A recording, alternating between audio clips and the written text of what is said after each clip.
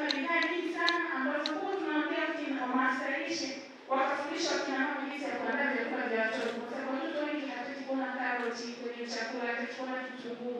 Sasa sisi tunakausha hivyo na kwa kushirikiana na TEMDO ambao tunaweza kutumia teknolojia zao kuweza kutengeneza. Mtu mwenye wajibu kwenye shamba na atekeleze wajibu wake. Kwa kila mtu hapo kwenye nafasi yake, tuko kwenye kazi hiyo. Na msimamizi mkuu wa shamba ndio rais mwenyewe kwa niaba ya wenye shamba ambao ni wananchi wa Jamhuri ya Muungano wa Tanzania.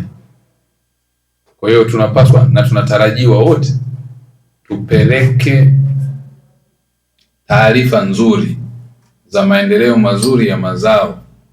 Na mazao ni pale wewe ulipo. Kama kazi yako ni kumwagilia, kupalilia, kufanya chochote kile, kuzalisha au kutengeneza nyenzo au vifaa vinavyosaidia uzalishaji.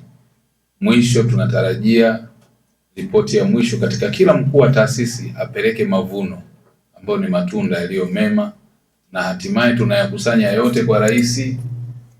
Yatakusanywa yote kutoka TEMDO, kama teki, SIDO, wapi, kwenye taasisi zote yatawekwa pale wizarani. Sisi tutayabeba kuyapeleka pale Ikulu kwa rais kupitia waziri, naibu waziri na bungeni, si ndio?